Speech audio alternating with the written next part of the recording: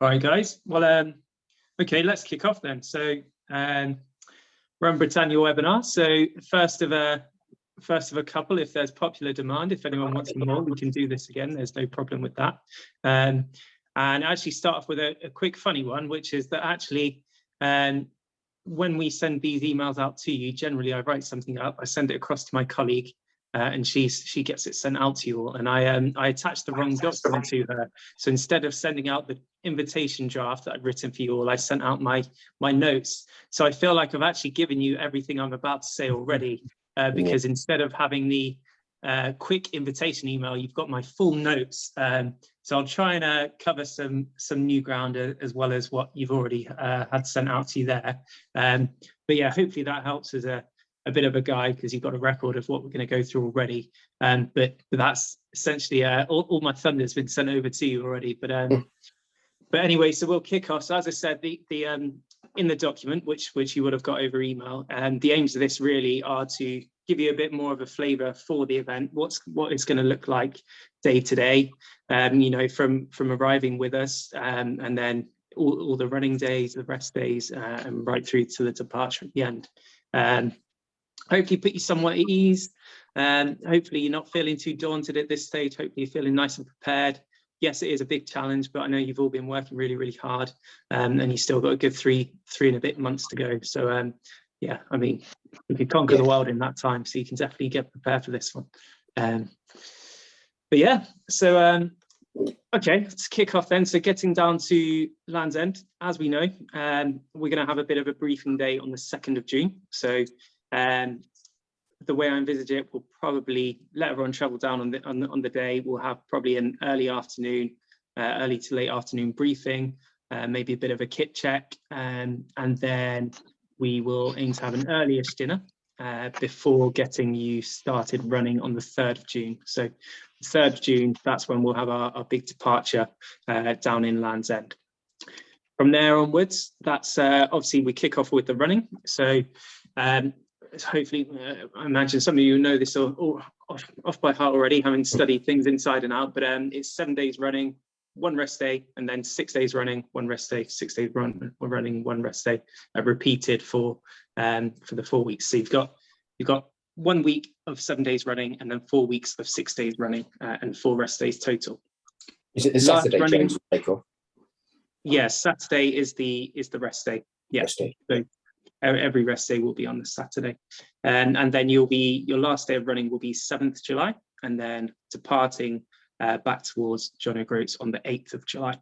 Okay, so for the last night we'll be staying in Thurso, so not too far away from John O'Groats, and some of you I imagine may want to stay on afterwards. So for the test pilot, we had a couple kind of stay around, explore the north coast. Some went off to the Shetland Islands as well. So yeah, just a bit of if you want to prolong the adventure, if 5 weeks on the road isn't quite enough for you, yeah, feel free to do that. Stay around. But if you are wanting to get back home, onward travel, whatever, then we can support you with transfers to Inverness and the like.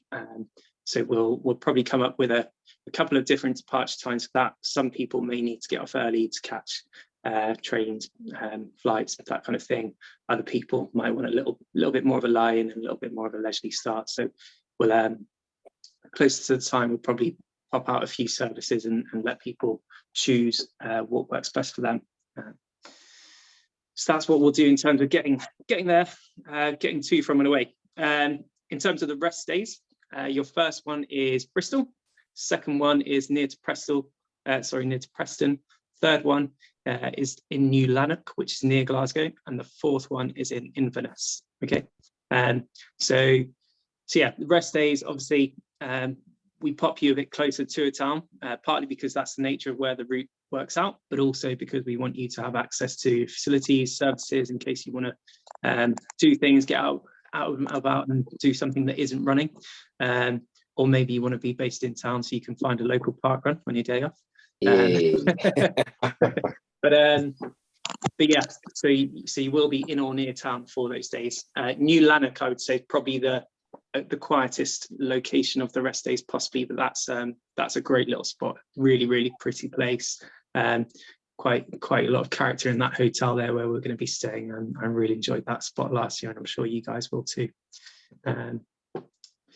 Yeah, so Bristol one, we've got nice facilities there. I'd say probably leave the gym out. You maybe won't need that one, but definitely make use of the pool and the jacuzzi. Same again in Preston. We've got access to those facilities there too, and I'd definitely be advising you to make use of them. We'll come on to the rest days in a bit more detail a little bit later on. Okay, so typical schedule. Some of you may have had a breeze through this already from, again, the notes that I sent out, but I wanted to go through how I would envisage a typical day based on, what we experienced in the test pilot and how I envisage it working for you guys. So kind of broken this into stages. So obviously, as you know, Run Britannia pretty much eat, sleep, run, repeat. A little bit more to it than that, because obviously you want to be maintaining yourself, looking after your admin, rest and recovery properly, all of that stuff. So yeah, not quite as simple as that, but that's generally the gist of it. It's beautifully simple and pure in that respect. So breaking it into stages, then a few things you need to consider. You've got the morning, which is your prep phase for the run. Then during the day, when you're out kind of doing, what you've turned up for, the main event itself. And then after the run, where you need to be thinking about your recovery and, again, a bit more admin. So we'll start off for the morning. So the times I've put in here are all provisional. Generally, that's what we'll try and stick to. They'll work pretty well. What we find is it's really good to have a bit of a kind of routine to aim for. So, if we say that we try and start running at 8 o'clock every day, then that gives everyone an idea of what we're working towards. It might be that if we've got an extra long day or an extra tough day, we start a little bit earlier to give everyone a bit longer on the road, bit more time to get the miles under your belt. Or maybe if we've got a super short day or a longer transfer, it might be that we start a touch later. But 8 o'clock is a good aim for when to start. So working back from there, generally up, you don't have to be up at the crack of dawn, but it's generally going to be an earlier start to get yourself prepped and ready in time. So waking up, thinking about getting your personal admin sorted, so packing up any bags, and if you need to do any taping, things like that you've not done the night before, because after a week or so's running, I'm sure some things may start to creak, and whether it's preventative taping or trying to fix things that have already happened, there might be a little bit of that. So yeah, kind of first section in the morning, bit of admin, clinic, that kind of thing. Next thing, we want bags to be ready, because obviously most days, typically we're going to be moving forward, obviously on foot, but then also in terms of our accommodation as well.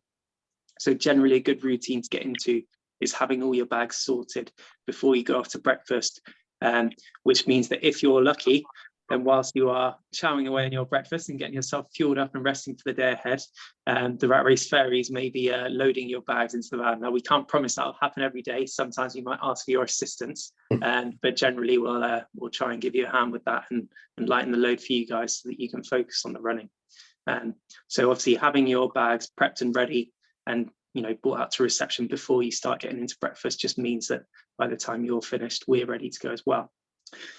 Then after that, put a note on the toilet.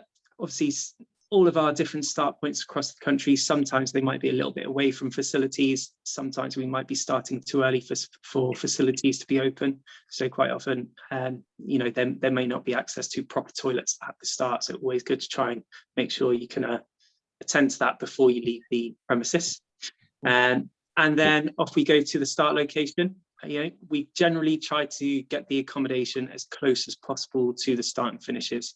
Now, most days I would say less than half an hour journey between the the accommodation and the respective start or finish. And maybe one or two that's occasionally longer. Most are probably shorter. And occasionally you'll even have the delight of running right into the accommodation where you don't need to worry about any transfers or anything like that, which is the dream. If we could do that every day, that would be perfect, but that would probably extend the challenge by quite a few miles and possibly a few days as well.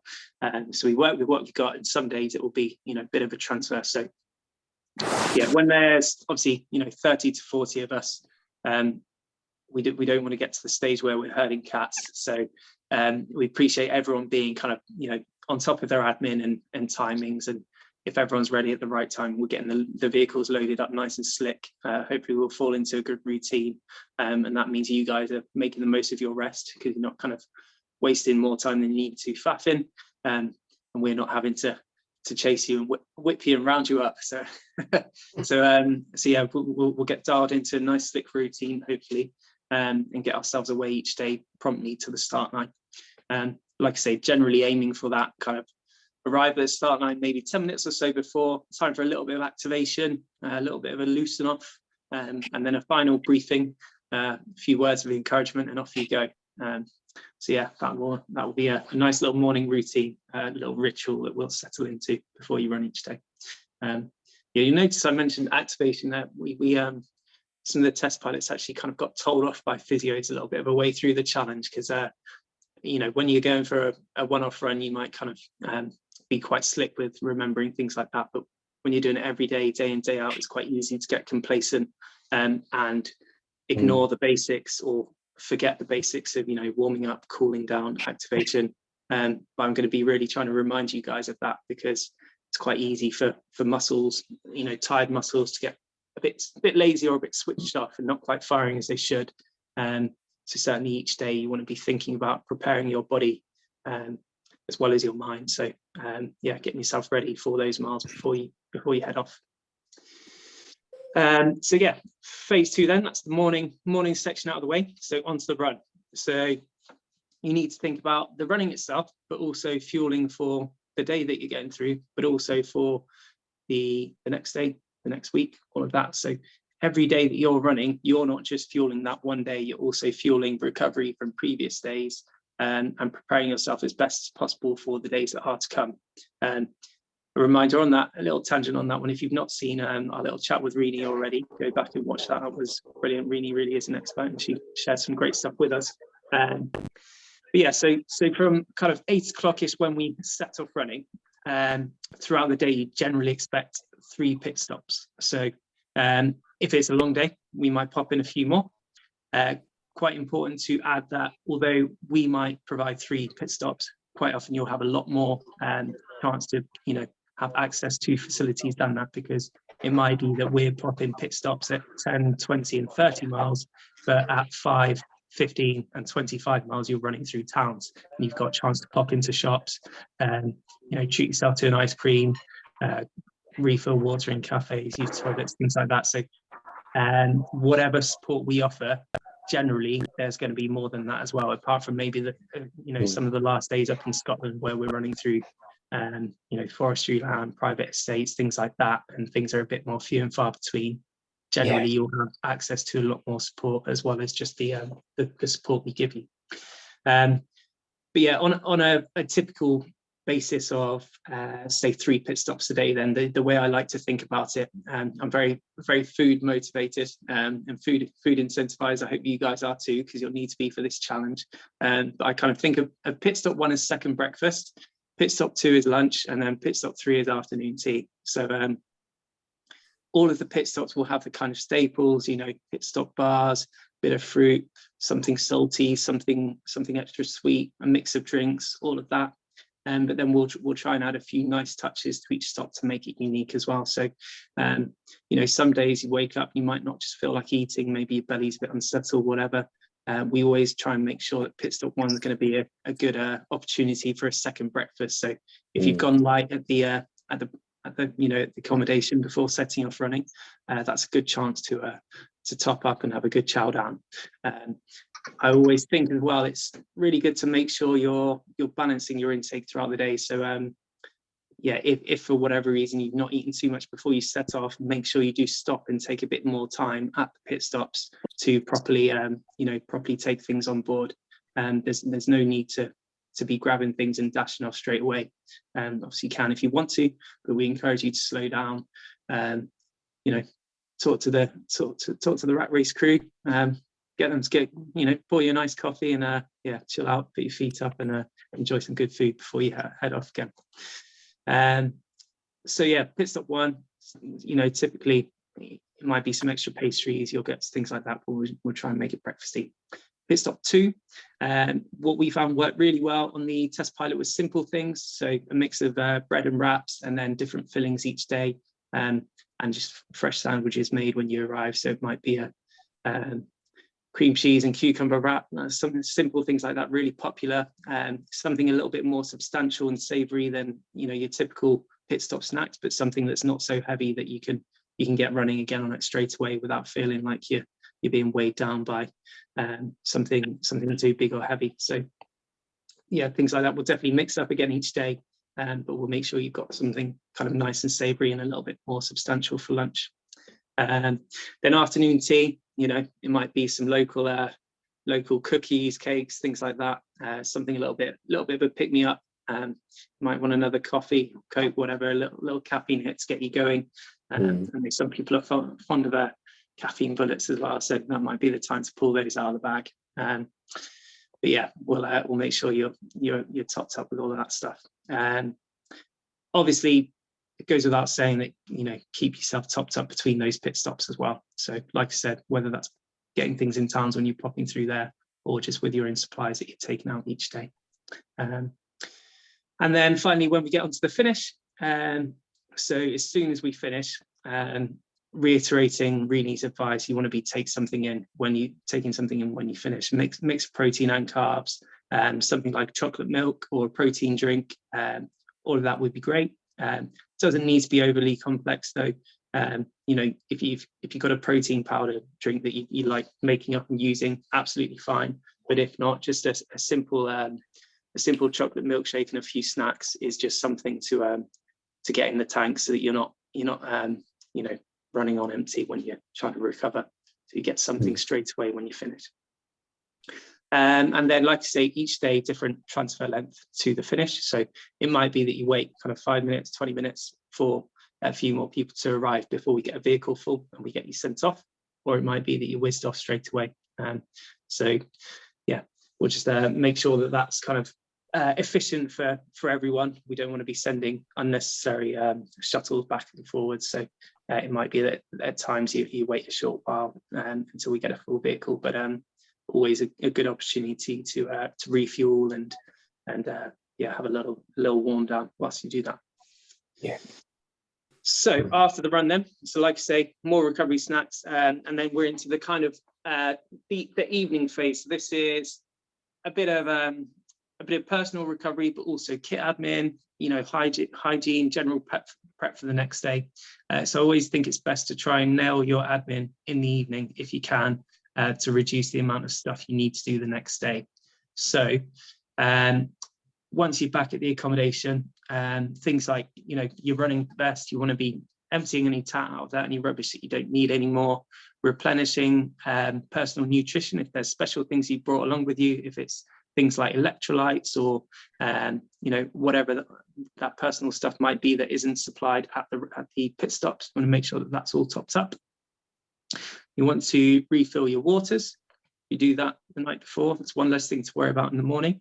And then after you've had a shower and you've got cleaned up, if you've got any taping or whatever that needs to be taken care of, again, quite good to do that the evening before if you can. And then when you wake up, that avoids the rush of having to get it sorted in the morning. And that means you can get focused straight away on just waking yourself up, having some breakfast and getting ready for the run. So if you can do all of that stuff the night before, it just saves you another thing to worry about. Other things to remember, obviously recharging any electricals, so that's phones, power packs, watches, all of that stuff, and just making sure that everything is ready. The other thing as well as your running pack, also your transition bag. So we'll get onto baggage and kit later, but obviously we'll be taking your transition bags to pit stop 2 for you, generally, most days. So if you're taking things out there, then just as part of that process and routine that you settle into, check through that you've resetted and restocked your running pack, but then same for your transition bag as well, if there's anything you need to get sorted in there. So then after that, we'll get you guys fed, and then after that, it's pretty much just a last bit of kind of looking after yourself. If there's anything you need to massage out, whether that's stretching, rolling, digging a tennis ball into your glutes, which is one of the many great pleasures of being a runner, or whether it's seeing one of our physios or medics, or just having a little light stretch before bed. Like, all of those things are a good way to unwind and get yourself prepped for the next day. And then pretty rock and roll lifestyle being on Run Britannia. I mean, you'll find that you want to be in bed literally as early as possible. So it wasn't uncommon for most people to be in bed by kind of 9 p.m. 9 p.m. was probably a late night on the test pilot. So yeah, you'll get settled into that pretty quickly. And yeah, it can be quite fatiguing running this far. So you won't be surprised to hear. So yeah, rest will be important. So we'll get you to bed early. Any questions on the bits I've said so far? Okay, cool. I shall continue. So on to food. So I've already mentioned the little chat that we have with Rini. So the way I see it, your 2 square meals each day are breakfast and dinner, and everything else is a little bit more on the go. That doesn't mean to say that it shouldn't be substantial, but obviously you want to be, treating your belly, your body, your digestive system with a bit of caution and respect. You don't want to be unsettling yourself and making things harder than they need to be. So yeah, generally I'd say on the run itself, kind of stick to what you're used to. Be diligent to make sure that you're eating regularly and you're eating enough, but try and eat things that aren't going to unsettle your belly and cause you unnecessary problems. And then dinner is one of your real important meals, because that's where you've been stopped running for a good while, and you need to really be taking on some good calories there. So that's going to be very important. I've mentioned this before, I've alluded to it before, but we will have a little bit of a request system for the pit stops. So we want to make sure that you're not getting bored of the pit stop food. If you're bored of it, you're less likely to eat it, and that's where problems come in if you're not taking on the energy that you need to be. So we want to make sure that we're rotating selections, giving you guys, chances to mix things up. So yeah, more details to follow on how exactly we'll enact that, but we will have a bit of a request system on the go to make sure that you guys are enjoying pit stop food and encouraged to take it in, rather than thinking, oh, not another pit stop. Not that you'd ever think that. No one gets bored of those, do they? But yeah, right. Yeah. So a note then on things that you should maybe bring yourself. So obviously we're going to be supplying everything you need to kind of keep you going, but we understand that everyone's different, and you'll all have things that you've practiced with and things that you like, work for you, and you don't want to be without. So what we can't do practically is cater for every single different type of obviously specific sports nutrition products. So if you have certain salts, electrolytes, protein powders, bars, brands, caviar, whatever it is that you're really kind of used to and works for you, and that's your specific thing, you need to make sure that you bring enough of that to keep you going. Now, you don't necessarily need to bring 5 weeks worth. Obviously,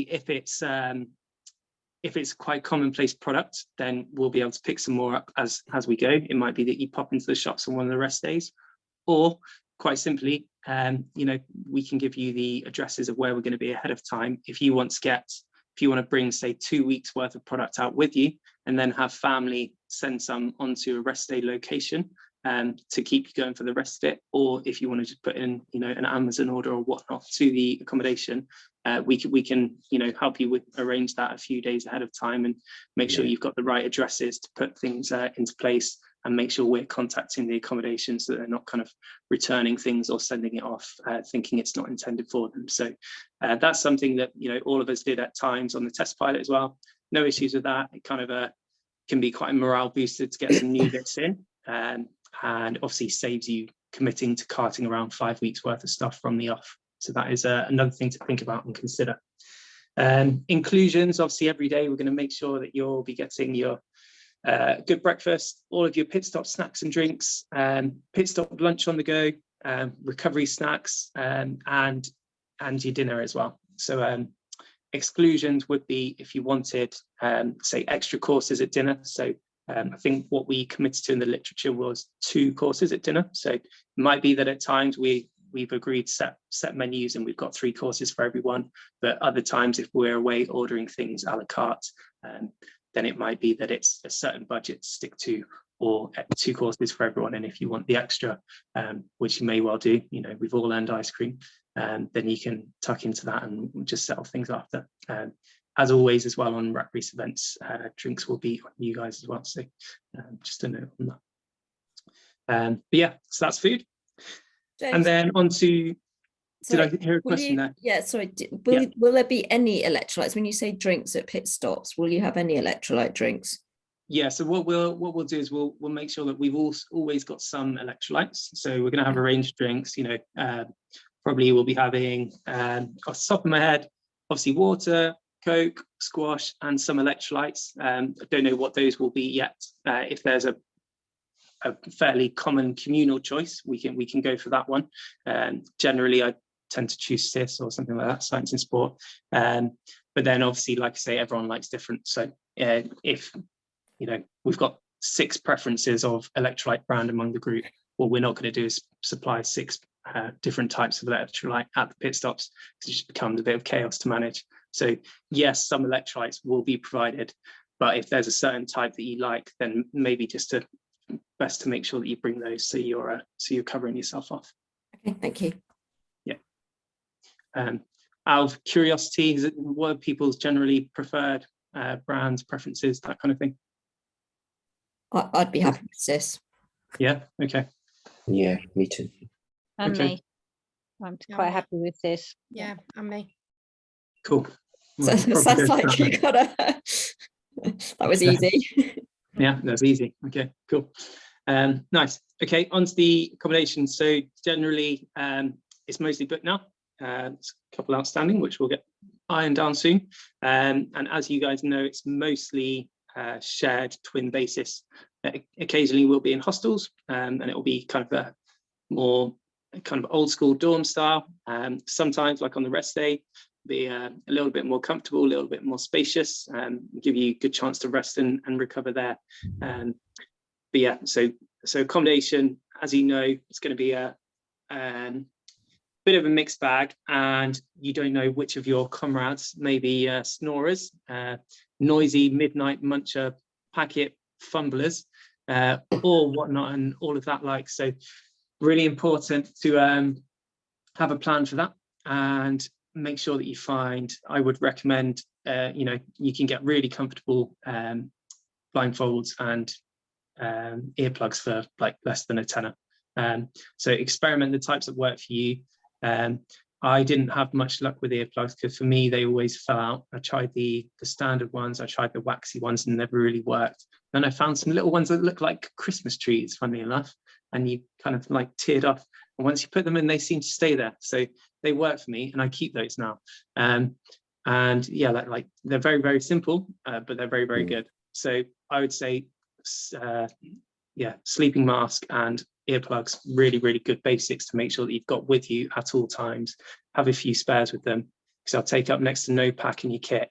But if you've got roommates snoring, yeah, it's going to really save you a lot of stress and yeah, a lot of pain trying to get to sleep when there's nothing worse, especially when you know you've got to get up and knock out a big slog the next day.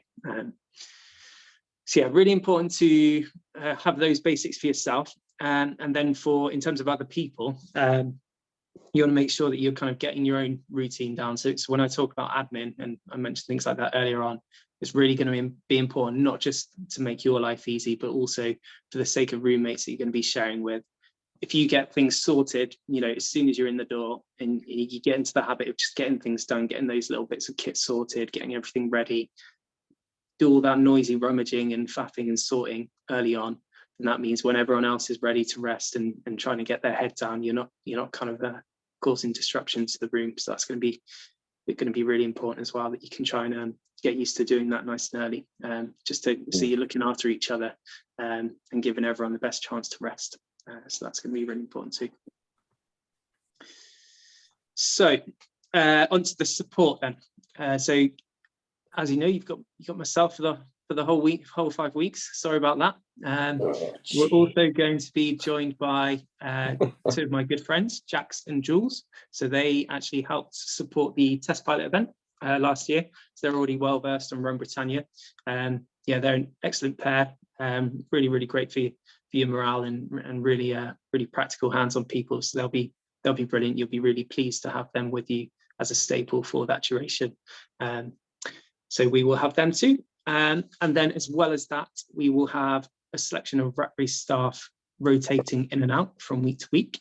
And then they will be supported by a handful of volunteers rotating in and out week to week. So generally you'll have about 6 to 7 of our kind of main crew staff, and then we'll be supported by medics and physios as well. So probably up to 10 crew in all. You know, occasionally we'll have a photographer as well. They might be joining us for sections here and there. They won't be for the whole 5 weeks. So you have up to 10 crew at times, and sometimes a few less, but that's about what you can expect on that front. In terms of what the support are there to do, obviously, first and foremost, looking after you out on the route. So all of your pit stops can be manned. Like I say, we're going to have transition bags sorted for you at halfway. We make sure that we've got a bit of a welcome committee at each of the finishes. Probably be myself roaming up and down the route or near to the route in a vehicle in case you see exciting things that you need to show me, or you say this bit's great, come run it with me. That'd be a delight. I'll jump out with you. Or you know, whatever it is, I'll be kind of one of the main ones on the ground to shout to if anything exciting happens, good or bad. And then yeah, like I say as well, the medics and physios, they'll be joining us out and about on the run at the pit stops, but then in the evenings and mornings as well for those clinics. So with there being you know, between 30 to 40 of you guys, what we do need you to do, like I say, is just get on top of your admin and your own personal discipline in terms of timings and things like that as much as possible. So we will look after you as best we can throughout the day, and at the accommodation to an extent as well. But we need to make sure that you're looking after your admin as much as possible. Can't really nail down enough how important that's going to be. Yeah, just if things are being lost, if people are late, things like that, it's just going to make everything that much more trickier than it needs to be. So yeah, the more you can help out with that, the better. But yeah, we're going to be there to support you with all of that anyway. I put another little note after that on supporters. So I imagine some of you might be planning on having people join for sections and run legs, which is brilliant. Can be really, really good for morale, and can be nice to add people into the mix. Give you a bit of different company, some fresh legs might help pull you along a little bit. But yeah, that's something that we can kind of we definitely welcome if people want to do that. But we need to emphasize from the offset that any kind of supporting runners or supporting spectators, as it were, need to be self-sufficient in terms of all of their food and water, and also getting them about A to B. Obviously, when we're planning for the event, we're all of the food we're buying, the drinks we're buying, and all, you know, the numbers that we're arranging vehicles for, and all of that stuff, it's geared specifically to you guys as part of the event. So we just need to be clear from the outset that anyone else coming along, like I say, we'll welcome their company, but they do need to be self-sufficient. The other thing to be mindful of is obviously everyone's going to be going through different emotions at different times. Sometimes having a friend along might be just what you need, but it could be that for other people that's a bit much to cope with mentally when they're a bit like focused on the mission and just want to be kind of in their own bubble a bit more, rather than branching out to new people and social interactions. So another thing to be mindful of on that respect is just other people's experience as well, if you do have people joining you. But yeah, I'm sure that will all work out fine. But okay, pacing. So I put a note on pacing just to go back to the running itself. So I touched on it earlier on, but you really, really do need to look after your body on this challenge to get you through. It's very, very important that you don't fall into the trap and habit of becoming too complacent, and you know, just just literally run and that's it. You need to be kind of giving your body the best chance to get through it. So by that, I mean having a little bit of activation in the morning, maybe a gentle stretch, start slow, maybe start off by walking the first mile or 3 miles, and then break into a jog when you're ready, when your body's warmed up. When you get to the pit stops, if you do end up stopping for half an hour, that's completely fine. The pit stop crew will be grateful to have you for that long and to have a good chat. But then make sure that you remember, right, okay, I've actually stopped for that length of time now. I almost need to start again from scratch. So try to remember that each time you get to the pit stop. If you find out that you're on your third coffee and your fourth donut, you do need to warm your legs up again and get going gently. And then again, respond to internal and external factors. So if we're looking at, if you have similar conditions to us, the first 3 days along the south coast, you've got all of those short, sharp hills that just seem to go on forever.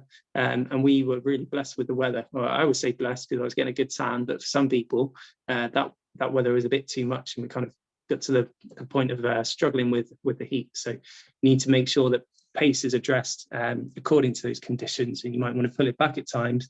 And you really need to be conscious of when to do that. And yeah, like I say, you're always thinking about not just that day, but the next day, the next week. The end is the goal. You're enjoying the journey, but you need to think about conservation as well as trying to enjoy that moment's run. James, are there any cut-off times? So not necessarily. So some people in the group will have seen there was a bit of confusion. These notes were taken as cut-off times, even though that was not referred to at all.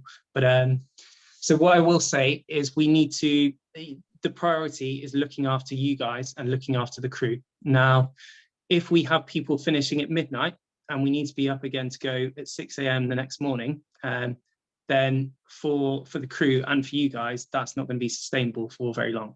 So that's not something we can really realistically do. We need to make sure that we've got enough time to transport you about to the accommodation, get you checked in and sorted, give you time for showers, give you time for food, kit faff.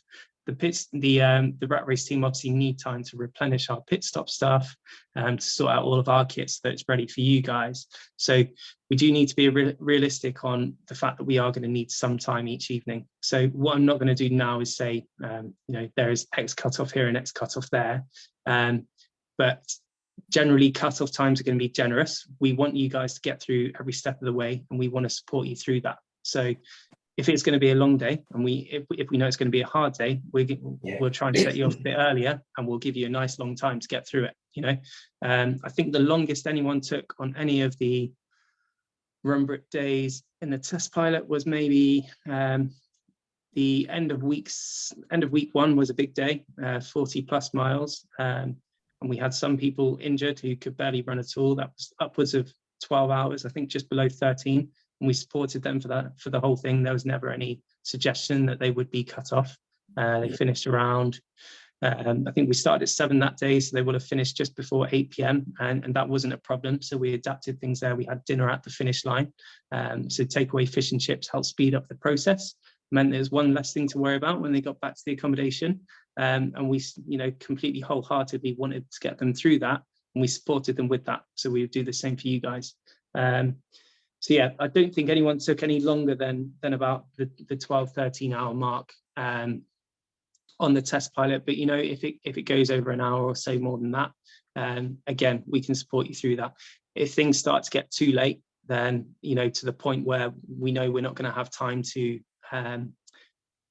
to practically do the things we need to do and get you ready for the next day, it might be that we kind of make a joint decision of what's best to go forward.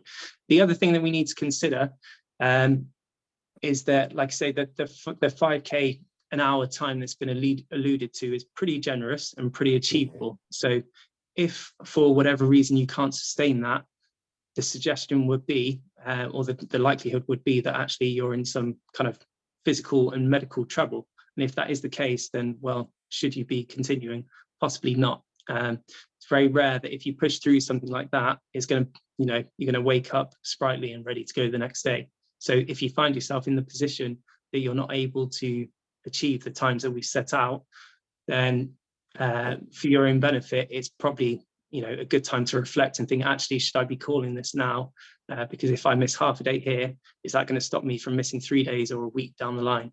The answer would probably be yes. So yeah, in all of those instances, it'll be a joint decision between yourselves, myself as the event director, and then also your medical crew. So yeah, we want what's best for you guys. We want everyone to get through it, but we need to be realistic as well. So does that sound sensible and fair? Yeah. No, that's great. No one wants to be regularly running 12 hours a day, do they? No, well, I mean, it does take its toll. Yeah. Certainly would. Yeah, okay. Cool. So yeah, just to finish off that note on pacing then. So the other thing I was going to say was making sure that you warm down into the finish. So it is very nice to run into the finish, and it's tempting to do that all the time just because it's great sensation. But actually, in terms of preservation, you might find that occasionally it's better to start, you know, to turn that run into a jog or very easy walk with a mile or two to go. And that could help you help those legs warm down and recover properly, and help your ability to go again the next day. So another thing to consider. The next note I put, which we just touched on, is if you become injured.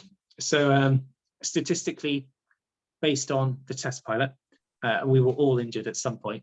Different degrees of injury and different severities of that. And obviously, as you know, we had 3 out of 8 complete the whole thing. So for those guys, they were able to manage those injuries and continue, which is excellent work for them. Excellent dedication.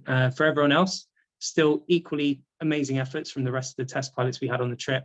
But there's a certain time where you need to make that call on, you know, first of all, how much you're enjoying it if you're pushing through a certain level of pain, but also considering, are you going to be doing yourself permanent damage, or you know, are you going to be really delaying your chances of recovery and enjoyment? So those are things that you don't really, you know, we don't want you to do. We want everyone to get through it, but we don't want you to damage yourself in the wrong way in the process. So very important it's going to be really tricky and a really careful balance of listening to your body and knowing what is a good challenging kind of fatigue pain or tiredness pain that you can push through, and what's actually something that's turning into an injury that you need to manage, and you need to start maybe stepping off or considering taking some more support and giving it a little bit of a rest. But yeah, so obviously ways to go about that. We're going to have medics, we're going to have physios. Seeking advice from them will always be one of the first ports of call. Listening to your body, adapting your pace, maybe changing your footwear, maybe jumping in the vehicle for some sections. I know most of you probably won't want to do that, but at times that may just be realistically the only way forward to enable you to continue. So all of those are things to think about, and things that you'll probably have to think, to manage at some point. Now, if for whatever reason you get to the point where you can't continue, you need to take that break. Obviously, you can jump in the vehicle, and then if we say, let's give the scenario that you're properly injured and you need to take a day off or so, or a few days off. I'm going to give you my story for context again from the test pilot. So I was getting to the end of week 2 where I was, barely able to run, very, very sore. Was advised by the medic that I should probably not continue anymore. I was a bit stubborn, did so anyway. Possibly if I'd listened to the medic, I would have recovered more quickly. But as it turned out, because it was the end of that week 2, I thought, right, I'll just get to the rest day and then see if the rest day can work its magic. Unfortunately, the rest day didn't work its magic. Foot was still the size of a balloon come the first day of week 3. So running was off the cards. Walking was exceptionally painful too. So then, the realistic decision is, if you're not going to be able to maintain that pace, and also if it's so painful that you're going to be potentially doing yourself damage or not enjoying it anyway, well, really, what's the best thing to do? So then it's a case of reframing expectations and what you want to get out of it. So fortunately for me, I thought, okay, well, I've injured myself at the time where we're going through maybe some of the less desirable parts of the trip. So that's not bad. what I'll do is I'll try and rest and recover, get myself better for by the time we reach Scotland. And my new goal was, okay, I'm not going to run every step of the way. I want to get back running as soon as possible, and I want to make sure I do the whole of the West Highland Way. So, depending on where your injury falls, you can reframe it and give yourself another goal to work towards. It's really important that you don't get yourself kind of too dejected or set off. It's realistic. You're putting a huge strain on your body here, and with all the best preparation and intention in the world, if something doesn't go quite right for whatever reason, it could just be bad luck. You need to respect your body, and if you need to pull it, then you do so. So yeah, in this instance, what I did was travel with the event, and each day. The first day I think I rested completely. The second day I tried to walk. I did a very slow 5K out and back from one of the pit stops. The next day I did a slow 10K just along one section of the route, so from like the start to pit stop 1 or wherever it was.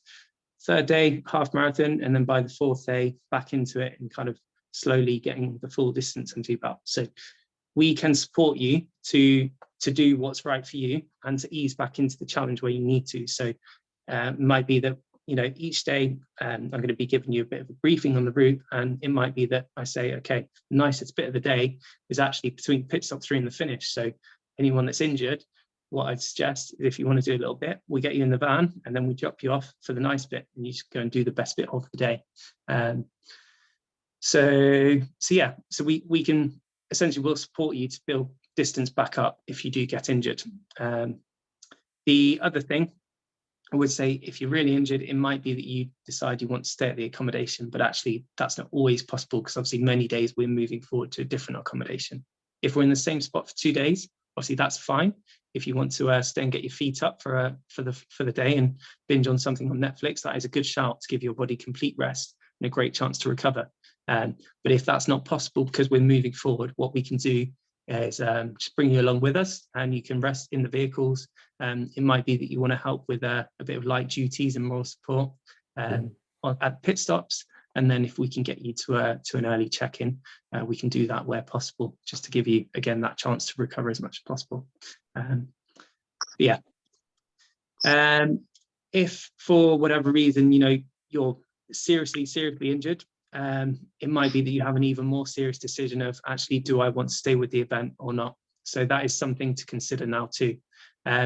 If you're injured, to be clear, we will still support you fully. If you still want to be part of the event, you are still part of the event, and whether that's just coming along as a kind of a supporter from that point onwards, helping out the pit stops, or like I say, just jumping in and doing little bits here and there where you can, all of that is fine. But if you need to get back to family, if you think, right, if I'm not running, actually I need to decide what's better for me and what's the best way to spend my time. Or if you think, okay, well, actually I've taken this much leave, but if I'm injured anyway, I can cancel that leave and get that back. That's again something that you might want to do and might want to consider or plan for. Yeah, on that note, probably worth checking insurances and things like that if you don't have them already, because unfortunately, obviously, once you're from the moment that window passes, already we committed obviously a lot of cost to the event, and by the time we get onto the event itself, it's like all the money is laid out. So if you were to be injured, unfortunately there'd be nothing we'd be able to do on the front of refunds or anything like that. So definitely worth checking the refund protect and whatnot if you've not done so already. So hopefully that's all clear on injuries and pacing and things like that. I've covered a good chunk there. Any more questions that have popped up from any of that? As far as insurance is concerned, is there a company you can get insurance from? I've got the protect thing, but there's a lot of clauses in there of things that you can get your money back on. Is there an insurance that you can actually get to cover you on the event? Do you know? If that's not covered by refund protect, I would say that's probably a question for events that I don't have the answer to that one off the top of my head, but it's definitely worth checking. I can ask my colleagues, and I'll drop a post in the Facebook group perhaps if they have a recommendation, but otherwise in the meantime maybe drop a quick email to Events Fact and see if they've got a recommended provider. I'm sure they will do. Okay, thanks. Pleasure. Okay, So final thing then I was going to cover before I hand over for any more of your questions was kit. So the EEI, your essential event information, is due very soon. So that will have a full kind of kit list and bits and bobs in it. But just to cover it quickly, the really kind of the simplest way I envisage packing is you think about your 3 bags, which are your running pack, which you're running with each day. So the ultimate direction vests were a super popular choice for the test pilot. I felt a bit left out. I think it was only me and one other person that didn't have them. Me and Rachel were in the dark side with Salomon vests. Everyone else had the same ultimate direction packs. So they are a very popular choice, seem really good, really reliable and perfect shape and capacity for the job. So probably a good one to check out. Not on commission, sadly. Transition bags, that's your second bag. Most people, again, I think there's only me and one other person that didn't have a kit brick. Everyone else had these kit bricks. They look like excellent bits of kit. Martin, is that one you made earlier? Yeah, I think Steve's got one as well, but excellent. pretty much what we're looking at. Yeah, Yeah. Not used it yet, James, but that was one of Ali's recommendations, wasn't it? Yeah. So I really like the look of them. Like I said, I don't own one personally yet, but they've got a bit of firm structure to them, so they hold their shape. So that means when you opening the bag up and you're looking for things, you're not having to rummage in a dark bag where everything's hidden. It's kind of, you can see everything. It's got useful pouches. It's a nice firm shape. I think it's waterproof or water resistant. It certainly is. So yeah, very, very practical, very good bit of kit. So I'm sure you'll get great use of that if you get one. I'd probably recommend getting one of those. The other thing I would say about that, about the UD pack and about the kit bricks, is make sure that it's identifiable. So if we're all rocking up with 35 of the same UD vest and the same kit bricks, it's going to be good fun and games trying to find yours each day. So whether that's a little bit of string or writing your name on in bright Sharpie, or having a bit of colored tape, just something that's going to make it identifiable quickly for you, will be really, really good. So yeah, we'll of course have our Rat Race event tags too, but yeah, anything else you can add to that to help make it quick and easy will be good. Final bag, obviously your overnight bag. So again, the principles I would try and stick to when you're packing for Run Britannia is less is more. It's, you don't need as much kit as you think you do. Yes, you're away for 5 weeks on the road, but you're only really running. There's not much in the way of social going out with nice, you don't want 6 different pairs of jeans or whatever. Like, you're going to be, the second you're not running, you probably want to be in compression socks, something loose fitting that's nice and comfortable. And you want to feel comfortable enough to recover after the run. Don't go, bringing things that aren't comfortable and aren't going to serve you the purpose of either running or recovering. That's the main 2 things you need to pack for. We'll see summer in the UK, typically, even if we don't have blazing sunshine, it's generally very mild. So I found last year I packed I think I took a 100 litre, but that was only because I didn't own a 70 litre at the time. If I owned a 70 litre, I definitely would have taken that. My 100 litre wasn't full, but I found I probably had a bit too much warm kit, and I think I only had 1 pair of jeans with me, but I never wore them. Like, don't pack jeans; you just won't want them after you've run 40 miles. You want to get something comfy on. So yeah, I would say for that overnight bag, 70 litres should be more than enough. And that is a good guide of what to use, because that is, anything more than that, you'll end up filling it with stuff that you don't need. So yeah, like I say, full kit list will follow, but if you want some flavour and inspiration, we did a running workshop last year. Martin, thanks for attending. We had a few others as well.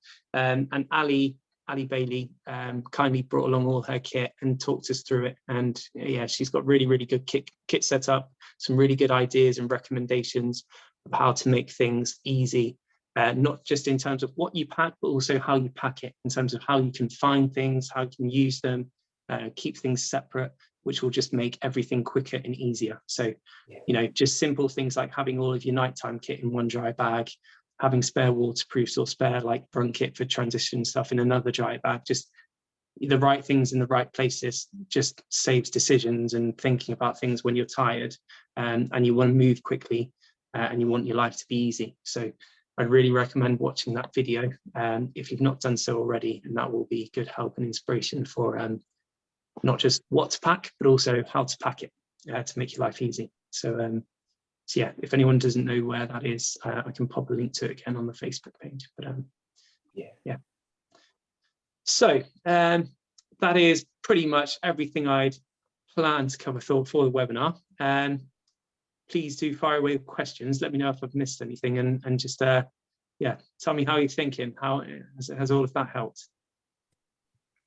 Hi James, Paul here. I've got a couple of questions. Hey Paul. Yeah, hiya. First one is on the 2nd of June when we arrive in Penzance. There's a transfer from Penzance to Land's End. Have you got any more details on that?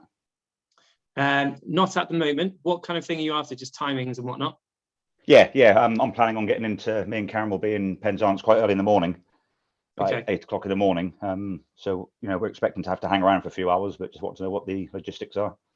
Well, Rat Race crew are generally planning to arrive on the 1st, so we're going to be there, and we're going to be there before that. So what we'll probably do is collect everyone's arrival times, and we don't want to leave people waiting too much longer than they need to. So we'll probably put maybe a run every couple of hours or something like that. So yeah, we can publish those times and those specifics close to the event, but we'll try to keep you waiting as little as possible. And we're, like I say, we're going to be there the day before anyway. So no problem. Okay, that's fine. And my second question, if I may, is we've got physios and medics there. When I've done multi-day events, the thing that got me through it was massage. So is that available? Yeah. So there will be massage available. So what the plan is to have one qualified physio and also one sports massage supporting that, and I would also like our medic to be sports massage trained ideally as well. Don't quite have names to roles on that one just yet, but that is the scope of ambition for you. Just so you know, we're going to have those 3 people and who they are and what they're doing. And I completely agree that the massages can be critical. So certainly I would say in the evenings, doing your own bits will really help that. But obviously, yeah, seeing the qualified professionals as well, definitely. I find sometimes other people are much more willing to inflict that level of pain on you than you are yourself. And sometimes that pain is unfortunately what you need to loosen the muscles up and to get you moving again more freely as you should do. So definitely, what we can't obviously offer is 40-minute massages for everyone every day, because our poor staff, bless them, would never get a break. So what we will probably do is, like I say, during the day at certain pit stops, and then again morning, evenings, it will be probably a bit of a priority thing in terms of maybe dealing with injuries first and then prevention stuff afterwards. So obviously if people are really, really broken, we want to get them fixed as soon as possible. If it's just a general flush out of the legs you're after, we'll definitely try and support that too. But there'll probably be a bit of a triage going, led by the medical team to try and get the right, to try and get everyone through and everyone moving as best as possible. So yeah, certainly that's something we'll be offering. Yeah, hope that helps. Yeah, that's great. Thanks very much. No worries. Anyone else? Sorry if it's okay, James. I've got 2 quick questions as well, if it's not too much. Yeah, go for it. Absolutely. I apologise if you've already mentioned this, but how often can we expect access to a washing machine or a dryer or anything? Good point. Yeah. So I think I actually brushed over the rest day routine.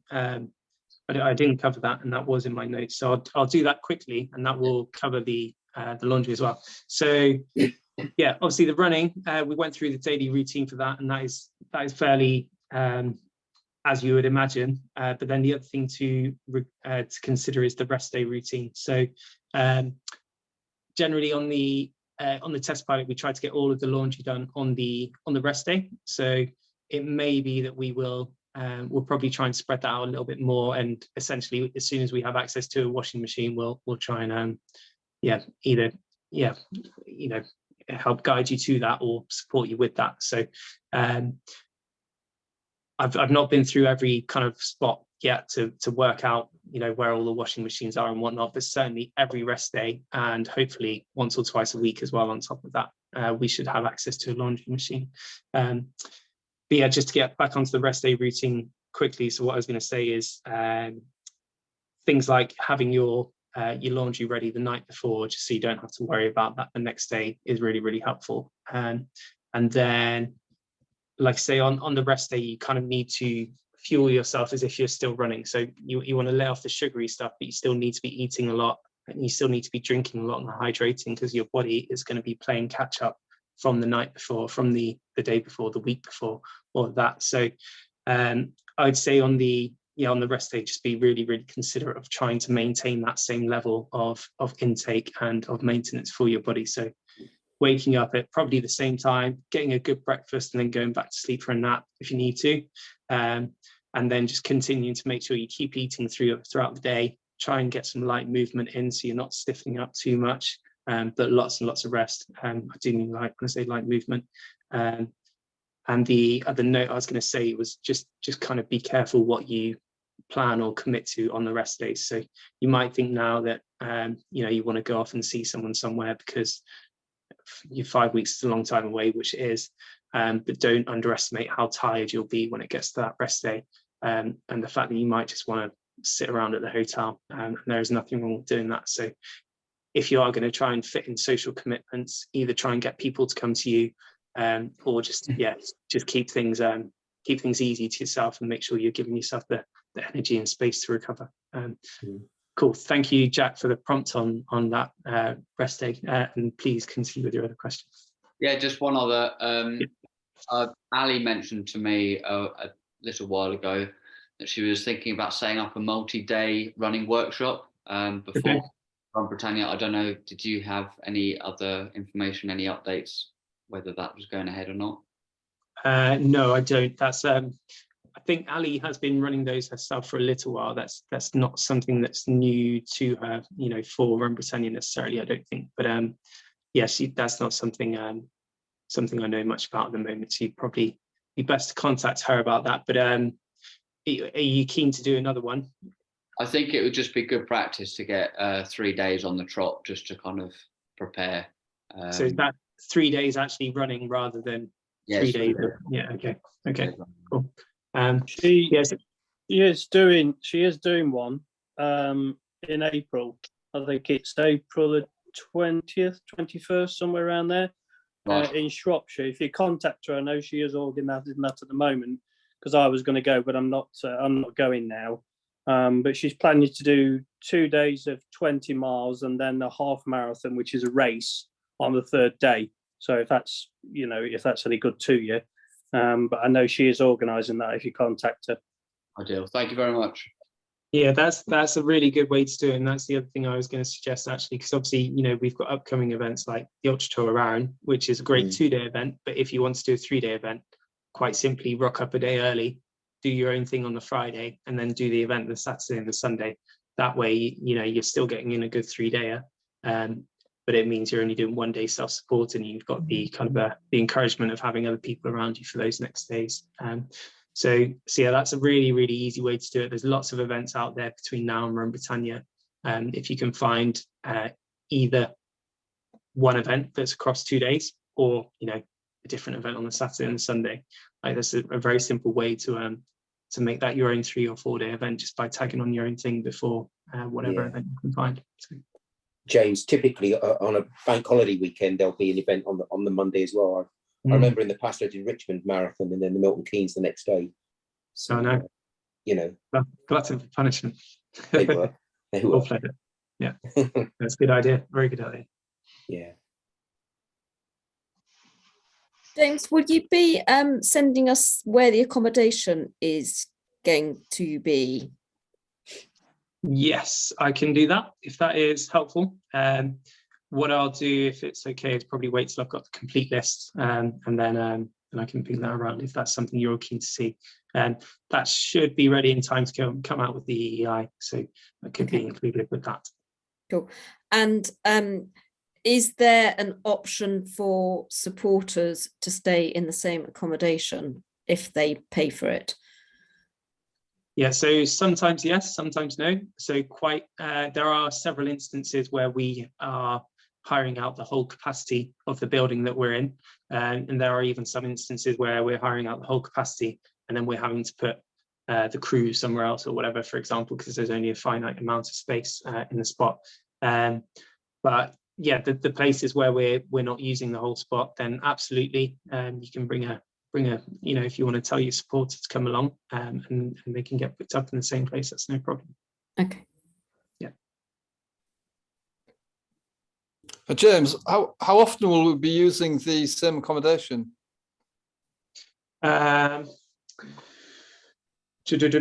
seconds. So, I mean, just at a glance, 2, 3, 4. At a quick glance, maybe about 10 times. So every rest day will be there for the Friday and the Saturday, and in some instances the Sunday too. And then there are other days as well. Some of the midweek spots, it just so works that one spot fits nicely between 2 days, and we're there for a few of those days. But yeah, like I say, you'll have the full list soon. Good, thank you. It is quite nice as well. It's obviously you get the expedition style when you're moving forward every day, and every day is a new base and a new location. But then when you are in the same spot for 2 or 3 nights, it just gives you a chance to have a slightly more controlled kit explosion, and just obviously have a bit of a line as well, because you're not having to pack your bags up and everything in the morning. That's one less thing to do. So it's quite nice that we've got a mix of times where you're in the same spot for a few nights, or we're moving on. Thanks. With regards to the our overnight bags, yeah. You know, what's people's thoughts on either taking like the big duffel bags, like the Lomo, like the Dragon's Back style duffel bags, or suitcases? You know, what's going to be easier for the guys to handle to move from location to location? I would say absolutely duffel bags. So I would really recommend the Rat Race 70 litre or equivalent. So that is, I mean, I would say that is the bag of choice for this event. The slightly bigger Rat Race ones, obviously they're a little bit heavier because they've got the frames in, and they're just bigger and bulkier because they're 90 litre and they've got the frame with the wheels and whatnot. 70 litre is more than enough. Don't forget that if you pack your 70 litre to the brim, you've still got whatever it is, 20 litre capacity in your transition bag and 15 litre, 15 to 20 litre capacity in your running rucksack. So yeah, your total combined load is still going to be well over 100 litres, but yeah, you'll just have all of those 3 bags. So I'm not going to make that mandatory. If you do want to pack a slightly bigger bag, if you end up coming with a 90 or 100 litre, I'm not going to make you wear clothes to reduce weight limit airline style, but I would, like I say, from experience, it's going to be easier for you if you have a 70 litre, because it means you won't overpack, and it means you're not looking through stuff that you don't need. So that's my very strong advice. Okay, cheers. No worries. Any other questions? Okay. Good job.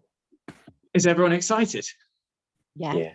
I'm actually very excited for this. I Yeah. mean, it's not like me to be excited to sit in a van for 5 weeks, but no, it's great to see this journey grow, and it's not far now. We're just over 3 months away, and it really is the adventure of a lifetime. So you guys are in for a treat. Over the next three months or so that are coming, I would say just continue to enjoy your training.